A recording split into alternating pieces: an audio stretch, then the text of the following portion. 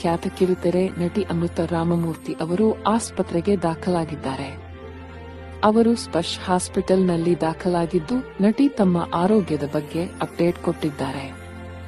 ಕುಲವಧು, ಕೆಂಡಸಂಪಿಗೆ, ಕಸ್ತೂರಿ ನಿವಾಸ ಧಾರಾವಾಹಿಗಳಲ್ಲಿ ಕಾಣಿಸಿಕೊಂಡಿದ್ದ ಅಮೃತ ಅವರು ಸದ್ಯ ಆಸೆ ಧಾರಾವಾಹಿಯಲ್ಲಿ ನಟಿಸುತ್ತಿದ್ದಾರೆ. ಅವರು ಆಸ್ಪತ್ರೆಗೆ ದಾಖಲಾಗಿದ್ದು, ಸ್ಪರ್ಶ್ ಹಾಸ್ಪಿಟಲ್ ಟ್ಯಾಗ್ ಮಾಡಿದ್ದಾರೆ.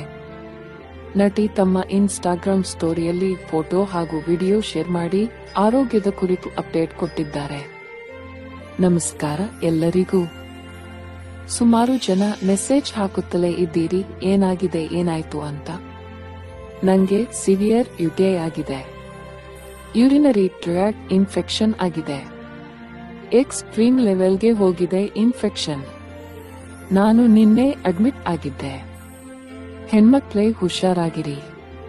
ಪಬ್ಲಿಕ್ ಟಾಯ್ಲೆಟ್ ಯೂಸ್ ಮಾಡುವಾಗ ತುಂಬಾ ಹುಷಾರಾಗಿರಿ. ನಮ್ಗೆ ವಿಧಿ ಇಲ್ಲ, ಶೂಟಿಂಗ್ ಸೆಟ್ನಲ್ಲಿ ರೆಸ್ಟ್ ರೂಮ್ ಯೂಸ್ ಮಾಡಬೇಕಾಗುತ್ತದೆ. ನಮ್ಮ ಶೂಟಿಂಗ್ನವರು ಕ್ಯಾರವಾನ್ ತರಿಸಿದ್ರು. ಹೈಜೀನ್ ನೋಡಿಕೊಳ್ಳಬೇಕಾದ್ದು ತುಂಬಾ ಮುಖ್ಯ. ನಾನು ಈಗ ಹುಷಾರಾಗುತ್ತಿದ್ದೇನೆ ಎಂದಿದ್ದಾರೆ. ನಟಿ ಅಮೃತ ಅವರು ಸೋಷಿಯಲ್ ಮೀಡಿಯಾದಲ್ಲಿ ಆಕ್ಟಿವ್ ಆಗಿದ್ದಾರೆ.